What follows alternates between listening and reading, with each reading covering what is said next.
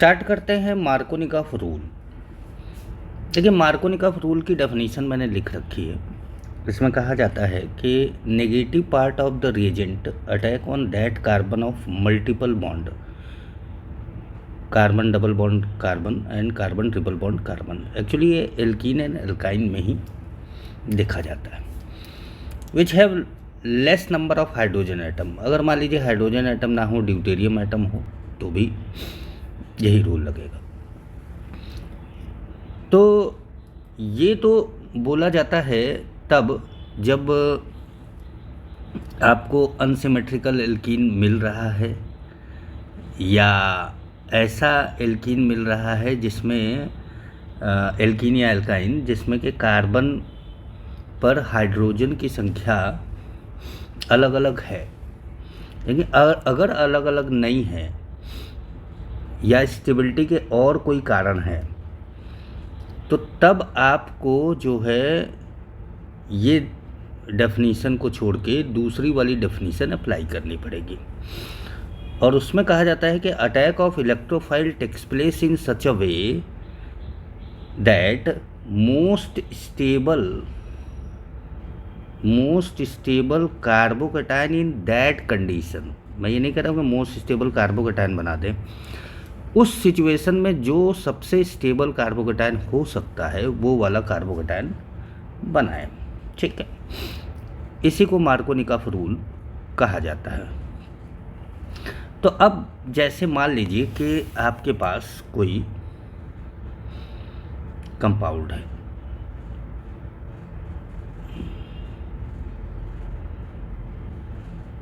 ठीक। अब इस कंपाउंड में अगर हम ये कहें कि भाई HCl का अटैक करा दीजिए, और आप पहला वाला रूल फॉलो करते हैं, negative part of the reagent attack on that carbon of multiple bond, मतलब C double bond C, which have less number of hydrogen atom. तो less number of hydrogen atom तो यहाँ है और नेगेटिव पार्ट इसका Cl है। तो आपने क्या करा कि CH3CH, यहाँ पे Cl लगा दिया, यहाँ पे CH2 के साथ एक H जोड़ दिया, CH3 बन गया।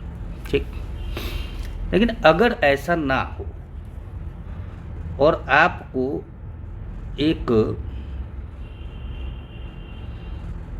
एल्कीन मिले जो कुछ इस प्रकार है।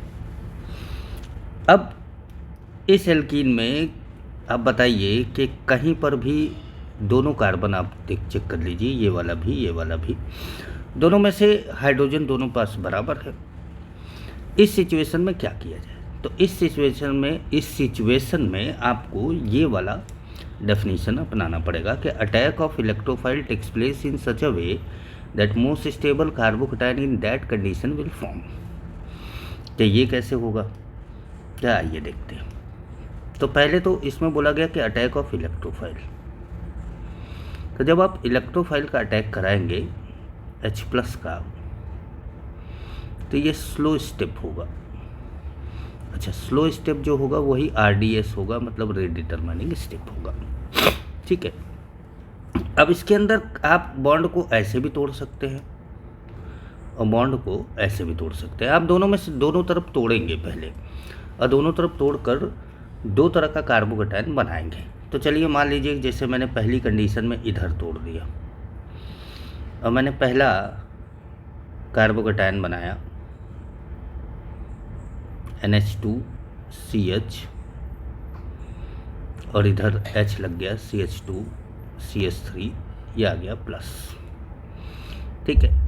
अच्छा, मान लीजिए मैंने दूसरी कंडीशन में इसको इधर तोड़ दिया, तो मैंने बनाया NH2 CH2 CH CH3 plus. ठीक। अब देखिए यहाँ पर जो ये नाइट्रोजन का लोन पेयर है, ये इसके साथ रेजोनेंस स्टेबलाइज्ड है, मतलब आप इसको ऐसे बना सकते हो। ठीक। अच्छा, यहाँ पर कोई रेजोनेंस है नहीं, यहाँ पे केवल 5 अल्फा हाइड्रोजन है जो कि हाइपर कंजुगेशन शो करेगा। तो अब इस हिसाब से ये जो फर्स्ट वाला केस है ये मोर स्टेबल हो गया, मोर स्टेबल कार्बोकेटायन हो गया।